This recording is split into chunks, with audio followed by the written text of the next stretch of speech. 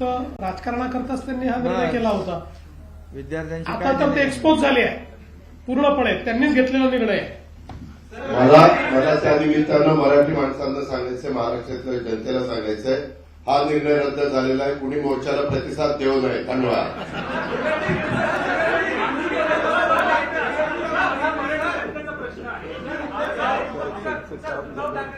आभार मानले की मुख्यमंत्र्यांना मराठीची गळचेपी करायची होती म्हणून आता आम्ही सगळे एकवटलेले आहोत. त्यांनी तुमचे आभार मानले.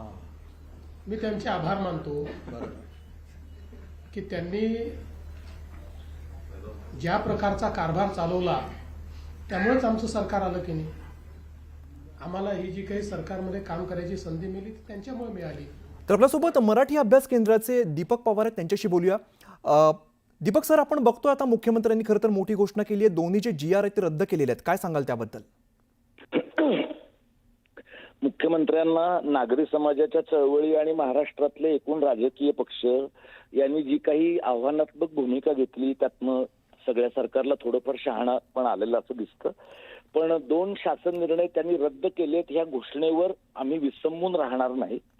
जोपर्यंत सरकार दोनही शासन निर्णय रद्द झाल्याचा शासन निर्णय काढत नाही तोपर्यंत हॅलो हा बोला येतो तुमचा आवाज. दोनही शासन निर्णय रद्द झाल्याचा निर्णय काढत नाही आणि त्याची शब्द योजना निसंदिग्ध असत नाही.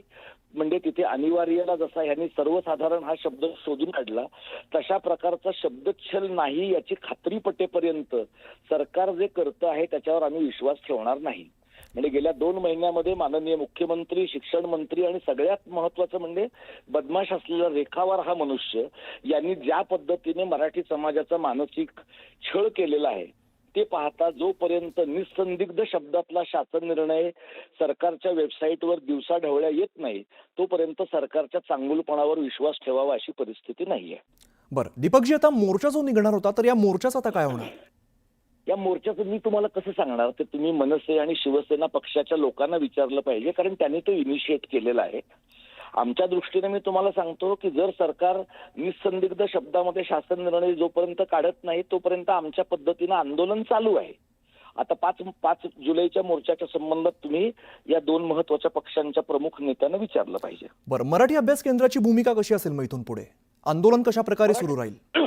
मराठी अभ्यास केंद्र आणि समविचारी संस्था म्हणजे आमची शालेय शिक्षण अभ्यास आणि कृती समन्वय समितीने या आधीच जाहीर केलेलं आहे की 7 जुलैला आपण धरणं आंदोलन आझाद मैदानामध्ये करणार आहोत.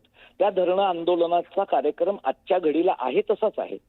सरकारचा शासन निर्णय जर त्याच्या अगोदर आला तर या धरणं आंदोलनाचं विजय मेळाव्यामध्ये रूपांतर करायचं का हा निर्णय समन्वय समिती घेईल.